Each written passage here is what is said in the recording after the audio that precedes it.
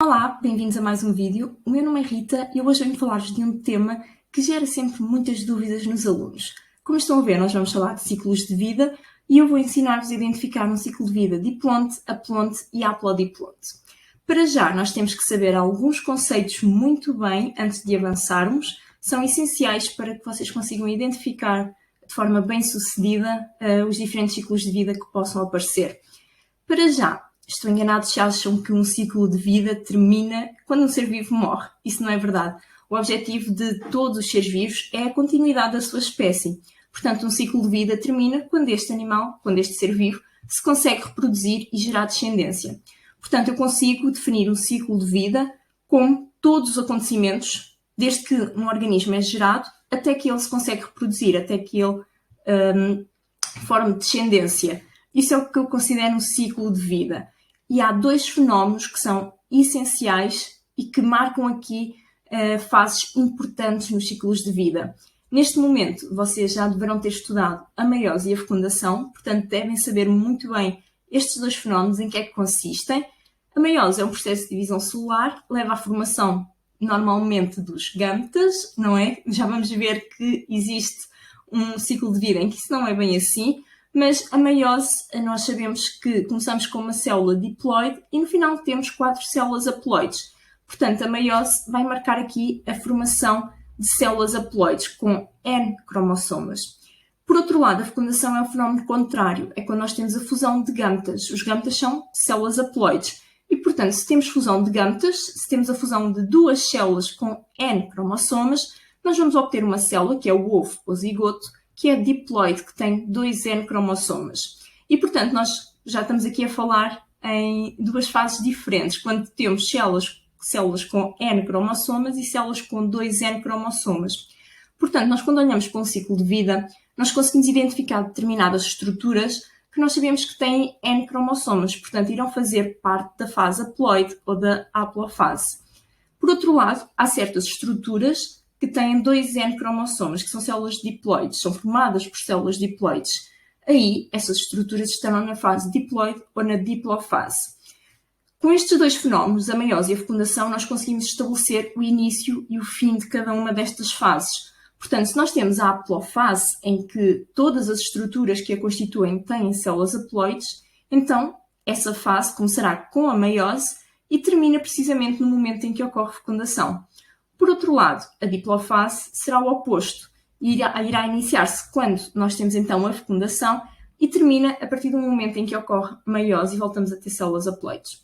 Portanto, o que nós vamos fazer é, em cada um destes ciclos de vida, diplonte, aplonte e haplodiplonte, nós vamos identificar onde é que está a meiose, onde é que está a fecundação, para conseguirmos ver que estruturas fazem parte da haplofase e que estruturas fazem parte da diplofase.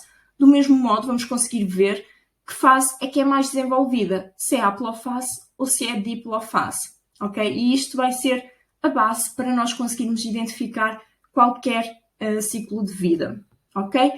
Para já, vamos começar naquele que será a partida mais fácil, que é o nosso, um ciclo de vida diplonte. Temos aqui marcados então os locais da meiose e da fecundação.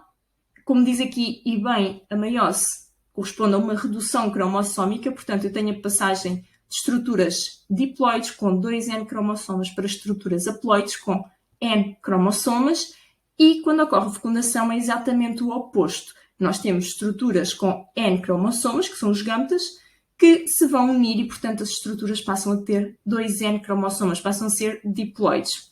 O que nós vemos aqui é que, a partir do momento em que temos a meiose, nós formamos um espermatozoide e um óvulo, ambos com N cromossomas. Portanto, a meiose aqui serve para formar os gâmetas.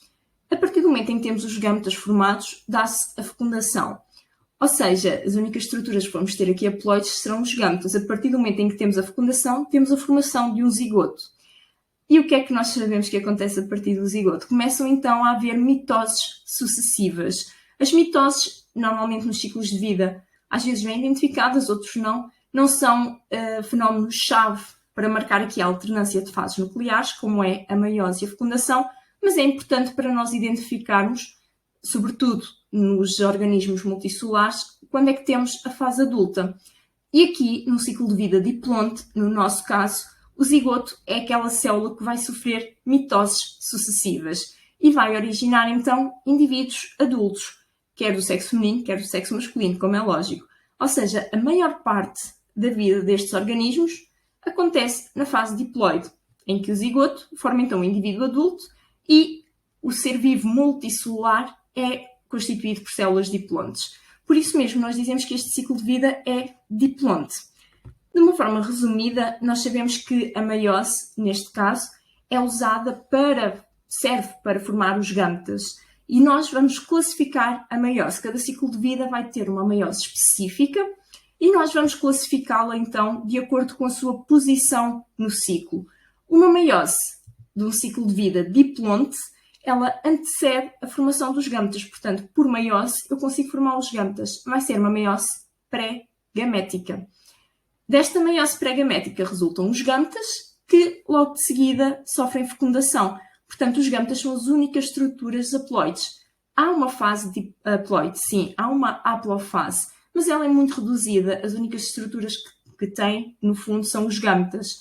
A partir do momento em que ocorre fecundação, origina-se então um zigoto, e por mitoses e diferenciação tecidular originamos organismos adultos, que depois, lá está, têm órgãos reprodutores, onde conseguem formar então os gametas e volta tudo novamente. Este ciclo de vida é típico da maioria dos animais, ok? Eu não vou estar aqui a dizer que acontece em todos os animais, porque pode haver sempre casos excepcionais, ok? Em exame nacional, se não tiver um ciclo de vida representado, ou não tiver informação sobre o ciclo de vida de um determinado organismo, podem aparecer perguntas para, como determinado ser vivo, dizermos qual é o ciclo de vida. Por exemplo, já apareceu um ciclo de vida de um peixe para respondermos de acordo com a meiose e assim. Ou seja, se eu souber que, de uma forma generalizada, a maioria dos animais tem um ciclo de vida diplonte, se me aparecer para falar do ciclo de vida de um peixe e não tiver informação nenhuma em contrário, então eu vou assumir que ele é um ciclo de vida diplonte, ok? A menos que me diga informações sobre esse ciclo de vida, porque eu posso estar perante um caso excepcional e, portanto, foge um bocadinho à regra. Sempre que não me diz nada, eu assumo aquilo que vou dizer agora aqui no vídeo, ok? O ciclo de vida diplonte é típico da maioria dos animais. Passando agora para um ciclo de vida aplonte, ao contrário daquilo que acontece no ciclo de vida diplonte, que acabámos de ver, aqui, pelo próprio nome fase dominante, irá ser a haplofase, a fase haploide. Então, eu vejo aqui, primeiro vou sempre identificar onde é que está a fecundação e a meiose, e eu vejo aqui que realmente a fecundação está assinalada no local onde eu tenho a união dos gametas, o gameta dador com o gameta receptor. E daqui vai originar uma estrutura com 2 N cromossomas, uma estrutura diplonte, que é o zigoto. E o que é que eu vejo mais? Eu vejo que, após a formação do zigoto, eu tenho logo a existência de células haploides. Significa que neste momento terá ocorrido então a meiose, após a formação do zigoto, para eu ter então a existência de células haploides. E são estas células haploides então que irão resultar no indivíduo adulto que irá depois formar os gametas, ok? Vamos ver ao detalhe, vamos ver também alguns exemplos. Aqui, esta meiose, de acordo com a sua localização, ela acontece após a formação do zigoto, portanto, vai ser, de um ponto de vista de nomenclatura, uma meiose pós-zigótica, ok? Vai ser o nome que nós lhe vamos dar, porque ela ocorre após a formação do zigoto. E por isso mesmo o zigoto é a minha única estrutura diploide, ok? Eu reparei agora que tinha posto aqui haploide, portanto, vocês risquem, metam diploide, por favor. O zigoto é a única estrutura diploide, ele está na fase diplonte e, portanto, a partir dele forma-se logo as células haploides por meiose. Então, ele vai ser a minha única estrutura diplonte. A seguir, essas células que se formam por meiose após o zigoto vão então resultar no tal indivíduo adulto. Este ciclo de vida acontece na maioria dos fungos e em alguns protistas, incluindo algumas algas, como esta aqui do exemplo, que é a Spirogyra, que é o exemplo mais comum dado no ciclo de vida aplonte. Não se deixem enganar, nem todas as algas têm um ciclo de vida aplonte. Há algas que têm um ciclo de vida aplodiplonte. Portanto, neste caso, a Spirogyra é aplonte. Nós temos aqui, então, todo um ciclo de vida em que a fase dominante, em que o organismo adulto está inserido na haplofase, é constituído por células aplontes. Quando ocorre a fecundação, a união dos gametas, forma-se um zigoto e esse zigoto sofre então uma meiose pós-zigótica, originando logo células haploides. Ok? Este também era relativamente fácil. Agora vamos para um ciclo de vida haplodiplonte. Este sim é um bocadinho mais complexo. Nós temos aqui uma particularidade neste ciclo.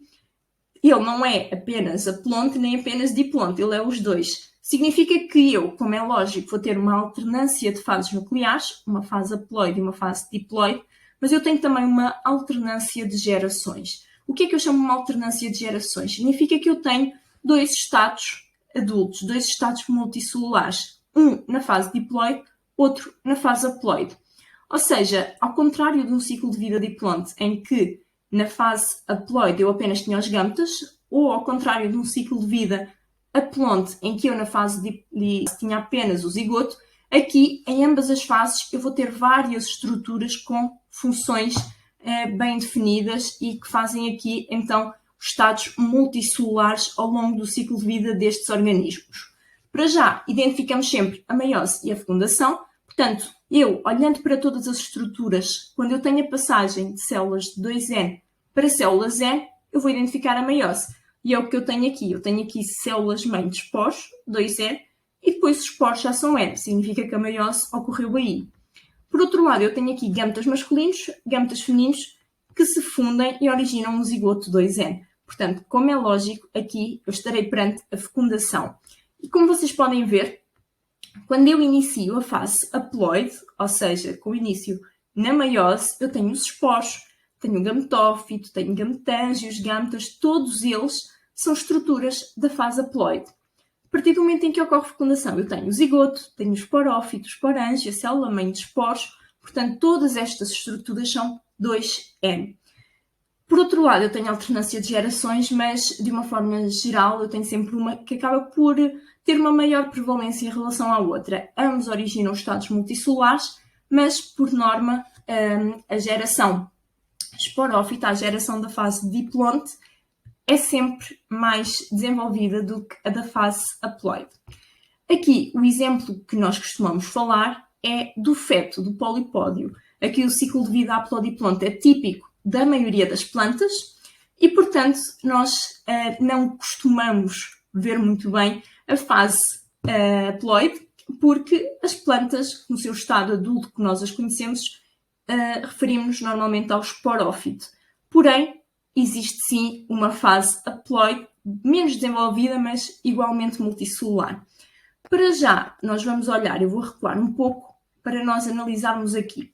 Nós temos, para já, dois tipos de células reprodutoras aqui. Nós temos tanto gametas como esporos. Gametas são células sempre haploides que, fundindo-se, originam um zigoto. Os esporos não. Os esporos são células resistentes, são células que servem como um escudo protetor para aquele ser vivo. Imaginem uma célula, neste caso, originada por meiose, portanto, uma célula germinativa, uma célulazinha que está protegida por uma camada muito espessa, protetora. Os esporos têm esta característica de serem muito resistentes para que este ser vivo consiga ficar ali durante algum tempo no estado de dormência, no estado de latência, sobretudo quando as condições são desfavoráveis, de modo que, quando as condições ficam favoráveis, ele possa então germinar e originar um indivíduo adulto. Aqui nós temos então a formação de esporos e temos também a formação de gametas. Da meiose resultam os esporos, portanto eu vou começar a analisar o meu ciclo na meiose. Estes esporos, lá está, ficam no estado de dormência e quando as condições são ideais eles vão germinar. O que é que significa germinar? Significa mitoses sucessivas, vamos lá formar um organismo adulto. Este organismo adulto chama-se gametófito. Ele é formado por mitose a partir dos esporos, portanto, como é lógico, ele é formado também por células haploides. Neste gametófito existem estruturas reprodutoras, tanto masculinas como femininas, que irão dar origem aos gametas masculinos e aos gametas femininos. Estes gametas, todas estas estruturas que eu referi, são haploides. Significa que todas elas se originaram a partir de mitoses. Quando eu tenho aqui gametas formados a partir do gametófito, então estes gametas formaram-se por mitoses. Tanto que eu neste ciclo de vida eu só tenho a ocorrência de uma meiose, como é lógico, todos os ciclos de vida eu tenho uma meiose e uma fecundação. A meiose não entra aqui na formação dos gametas, a meiose entra na formação dos esporos. Portanto, eu tenho aqui a formação de gametas, a estrutura multicelular que forma os gametas é chamada de gametófito, por isso mesmo é que ele tem este nome. Portanto, gametas formados, vamos fazer então fecundação. Originamos um zigoto 2N e mais uma vez o que é que acontece? Mitoses sucessivas e vamos originar um novo organismo multicelular, uma nova fase multicelular, um novo organismo adulto.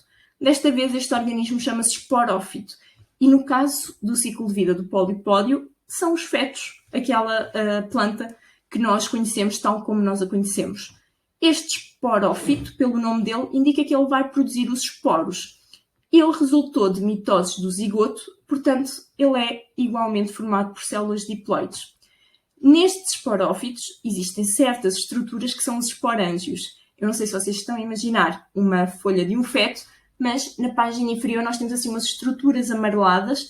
São precisamente os esporângios, os locais onde se formam as células-mãe de esporos, onde vai depois ocorrer a meiose para formar os esporos. Portanto, nessa planta adulta, nesse esporófito, temos estruturas então onde vai ocorrer os esporos por meiose. E começamos tudo novamente, ok? Nós olhando aqui, a meiose dá início então à geração gametófita, à fase haploide, e portanto nós temos aqui a germinação dos esporos. No caso do polipódio, o gametófito tem o nome de protalo, é uma estrutura igualmente multicelular, tal como o feto, mas um bocadinho mais pequenina e não é tão fácil nós identificá-la na natureza. Esta estrutura tem então aqui as zonas reprodutoras, masculinas e femininas, e vai originar os gametas por mitose. Aqui os gametas, após sofrerem a fecundação, originam o zigoto, e então, mitoses sucessivas, vamos ter aqui a formação do feto, do nosso esporófito, que depois produz os esporos aqui no esporângio por meiose. Para já, localizando a meiose é necessária para formar os esporos. Portanto, a meiose leva à formação dos esporos, então eu vou dizer que é uma meiose pré-espórica. Aqui tem não só a alternância de fases nucleares, uma fase haploide e uma fase diploide, como em qualquer ciclo de vida, tem também a alternância de gerações. Eu tenho uma estrutura multicelular na fase haploide, que é o gametófito, e tenho uma estrutura multicelular na fase diploide, que é o esporófito. E aqui a germinação dos esporos resulta então o gametófito, ou seja, por mitoses sucessivas a partir dos esporos, eu formo o gametófito, que irá formar os gametas.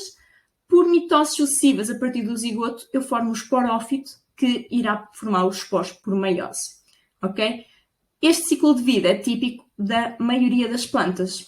Portanto, se não aparecer nada e se vos aparecer uma planta para falar sobre o ciclo de vida dela, podem assumir que ela terá um ciclo de vida haplodiplonte.